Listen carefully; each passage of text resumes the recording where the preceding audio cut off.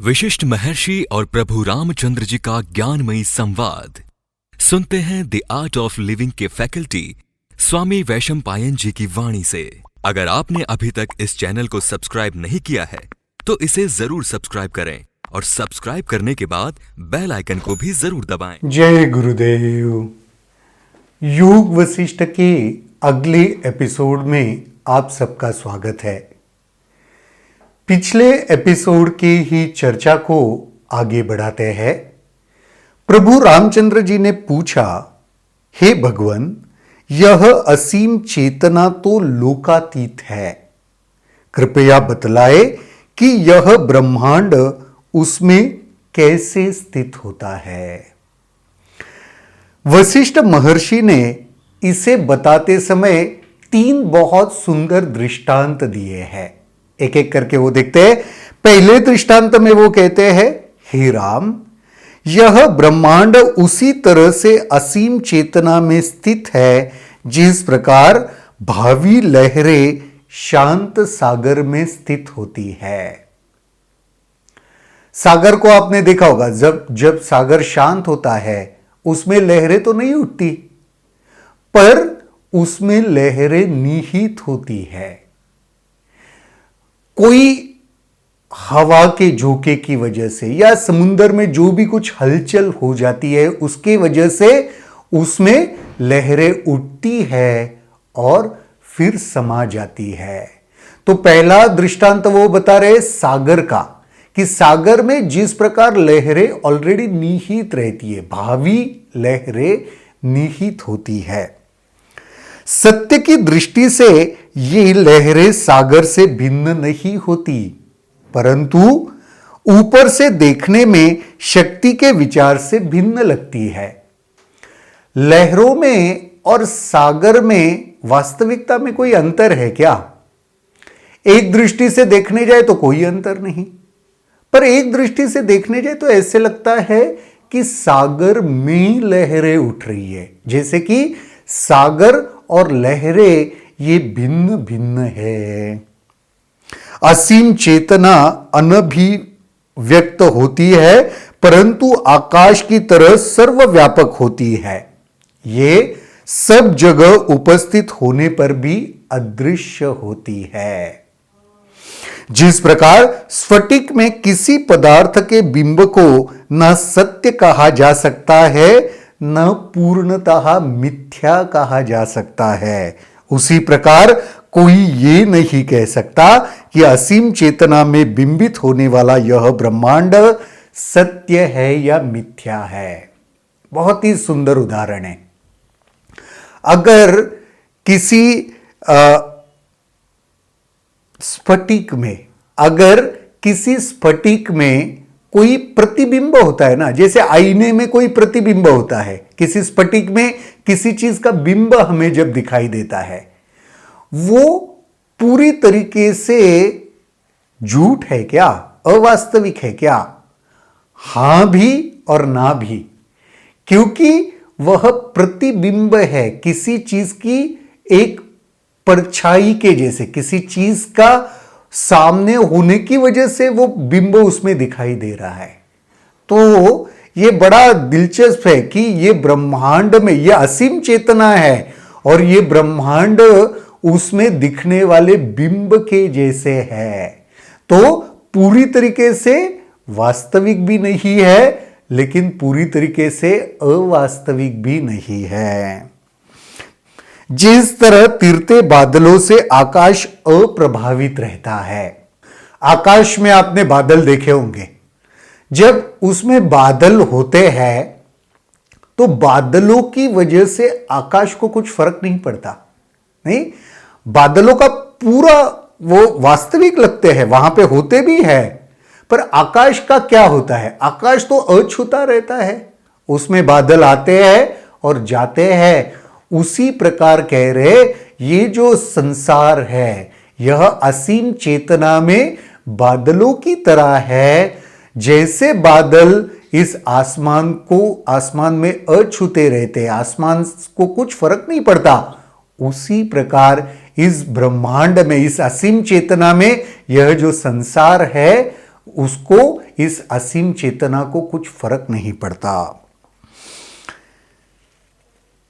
जिस प्रकार प्रकाश ज्ञान अपवर्ती माध्यम के बिना नहीं होता, उसी प्रकार असीम चेतना भी इन विभिन्न पिंडों में मध्य से प्रकट होती है।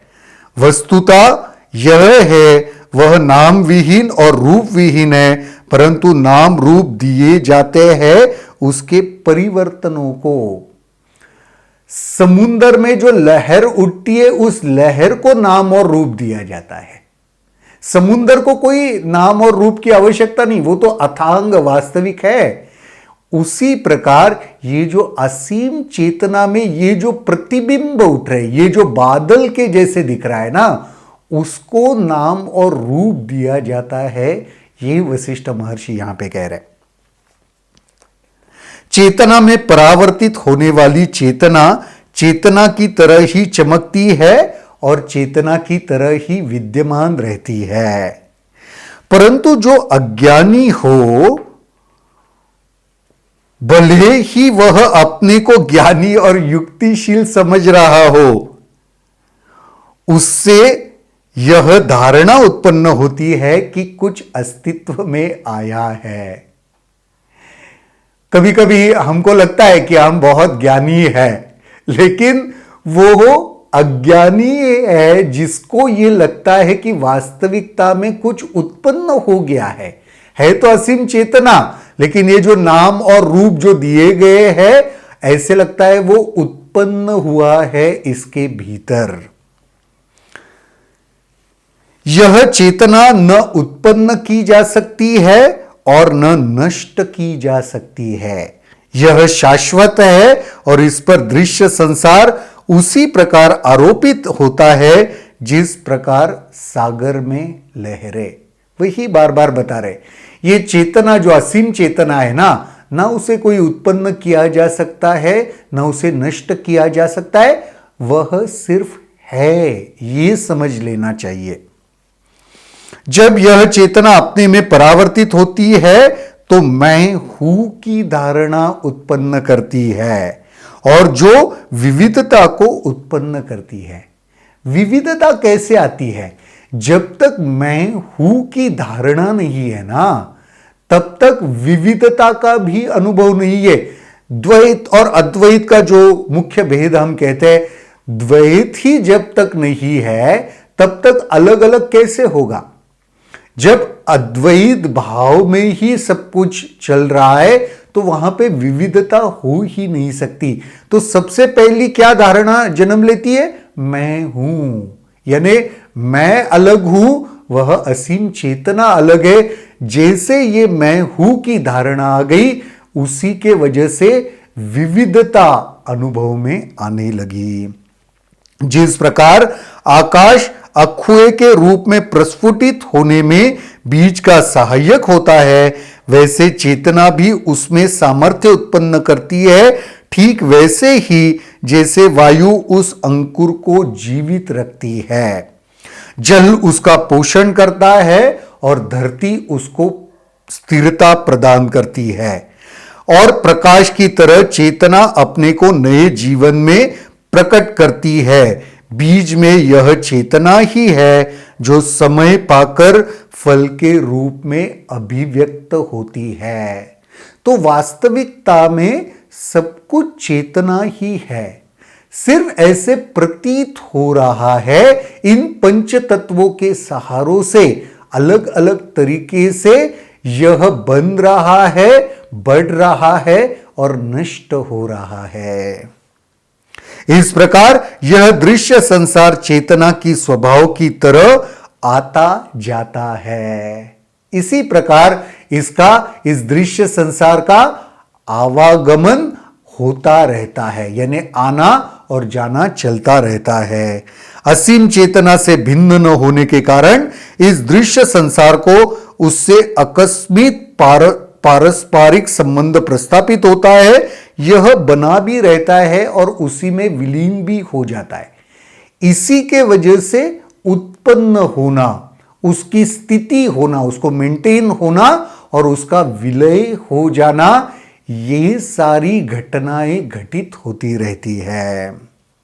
हे राम, यह आत्मा ही पर ब्रह्म है जो हर पदार्थ में व्याप्त है और यदि तुम्हें शब्द, रस, रूप, गंध का अनुभव करने के योग्य बनाती है। यह लोकातीत है और सर्वव्यापी है। यह शुद्ध और अद्वैत है। इसमें और कोई की धारणा नहीं है। तो यहां पर वही बता रहे हैं कि ये असीम चेतना कैसी है। इसके वजह से ही तुम्हें ये सारे अनुभव हो रहे, शब्द, रस, रूप, गंध, सब कुछ तुम अनुभव कर रहे हो। और ये कैसे है? शुद्ध है। तो इस असीम चेतना का वर्णन यहां पर वशिष्ठ महर्षि जी ने बहुत ही सुंदर ढंग से प्रभु रामचंद्र जी के सामने किया है। अगले एपिसोड में देखेंगे और महर्षि वशिष्ठ जी प्रभु रामचंद्र जी को क्या कहते हैं। तब तक के लिए जय गुरुदेव। अगर आपके इस वीडियो को लेकर कुछ सवाल हैं तो कमेंट सेक्शन में जरूर लिखें, जिसके ऊपर हम आने वाले वीडियोस में चर्चा करेंगे।